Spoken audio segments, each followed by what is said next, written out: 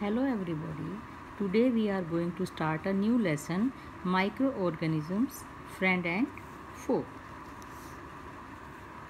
Microorganisms or microbes, what are these? Those organisms that are very small. They are so small that can only be seen through a microscope are called microorganisms or microbes. During the rainy season, a bread gets grayish white patches. You have seen it, I think so. It can be seen with a magnifying glass. But not all microorganisms can be seen by magnifying glass. We have to use microscope for seeing these microbes. Now, where do they live? These microbes can be found anywhere in any kind of environment, whether it is ice cold climate, hot springs, deserts, marshy lands, inside other animals, humans. They can survive volcanoes, deep sea. Some grow on other organisms, others exist freely. They can be found in air, water and soil. Amoeba can live alone. It is a protozoan. It can live alone while fungi and bacteria may live in colonies. They may be single-celled or multicellular. Bacteria, protozoa, some algae are single-celled while others, algae and fungi are multicellular. Some are beneficial for us, whereas others are harmful for us, and they causes different types of diseases in human beings, other animals or in plants. Majorly, they are classified into 4 groups: bacteria, fungi, protozoa and some algae. Viruses are also microscopic. They are also called microbes. But there is a difference between all other 4 categories and virus. Viruses reproduce only inside the cell of the host, and this host can be a bacterium, a plant or an animal. Cold influenza, most coughs, polio and chickenpox are caused by viruses. Protozoan cause dysentery and malaria. Bacteria can cause typhoid, tuberculosis or TB. Now, as we are talking about these, I have told you some are useful and some are harmful. So first we will talk about friendly microorganisms, how they are friendly, how they are useful for us. In the preparation of curd, a bacteria is used, Lactobacillus, for making breads and cakes. In production of alcohol, these microorganisms are needed.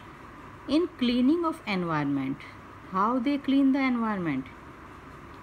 They work as decomposers.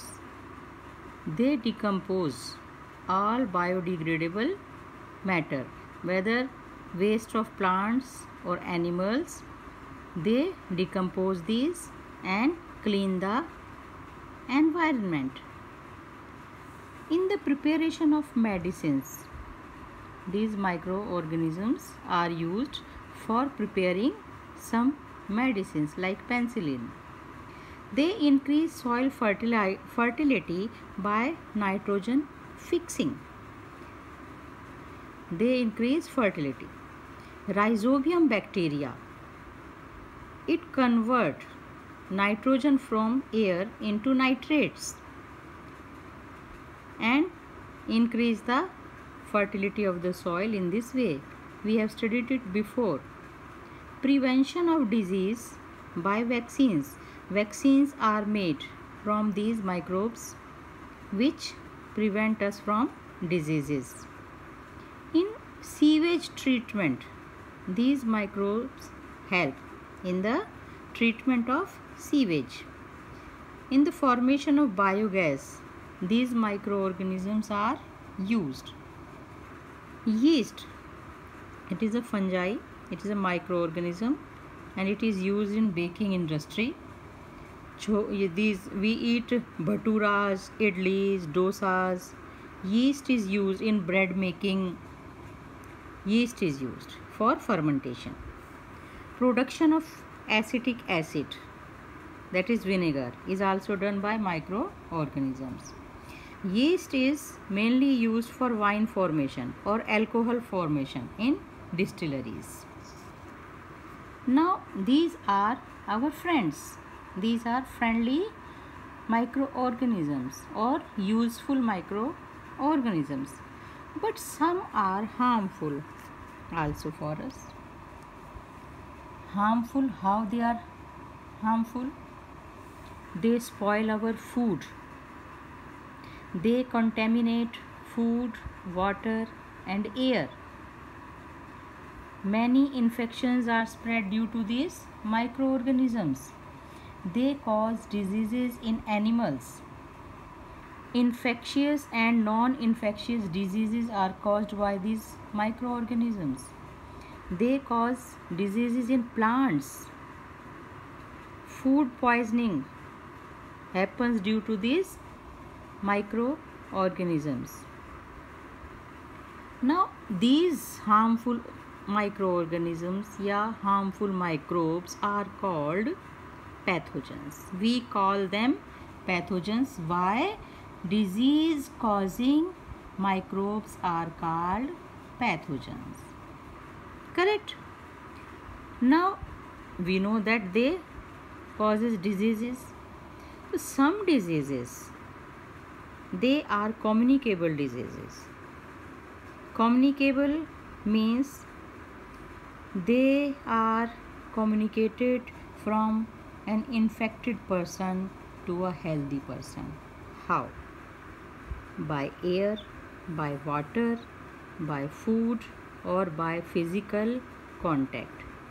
These diseases from infected person reaches to a healthy person. How? By air, water, food or physical contact. Some carriers or vectors are also there. They are carriers of pathogens. They transfer diseases from one place to another. Housefly and mosquitoes are some of those carriers or vectors. So they are harmful microorganisms. 4.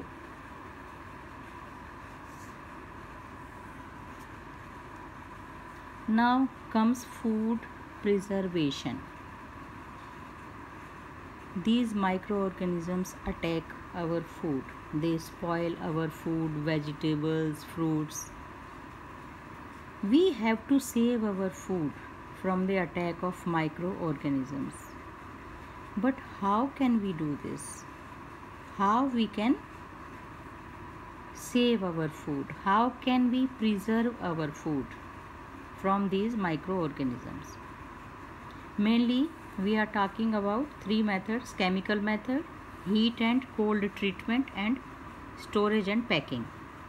In chemical methods, some chemicals are used to preserve our food. For example, common salt, sodium chloride. This is used for preserving meat, fish, amla, raw mangoes or tamarind. Sugar is used in jam, jellies, squashes. What happens when we put sugar in these? Actually, sugar reduces the moisture content which inhibits the growth of bacteria.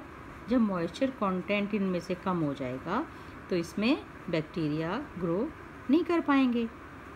Oil and vinegar is used in pickles, fruits, vegetables, fish and meat. Some other chemicals are also used for the preservation of food. Now second is heat and cold treatment. We heat milk in our homes. The heating of milk kills these microorganisms.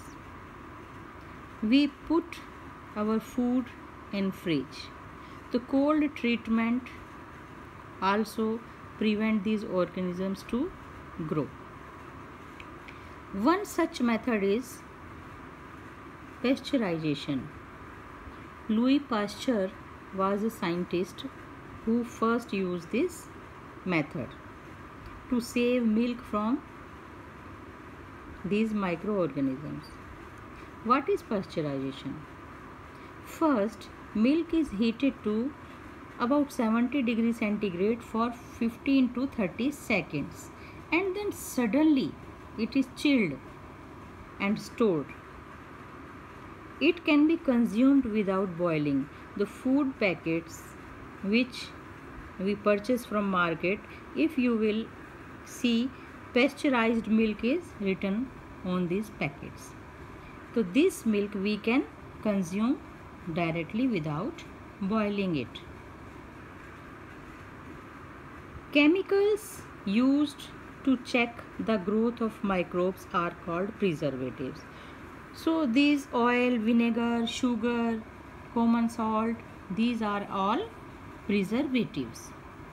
Third method is storage and packing. Dry fruits, vegetables which are sold in sealed air-tight packets to prevent from microbes. So storage and packing is done to prevent them from microbes. Okay. Today only this much. Next in next video. Okay, thank you.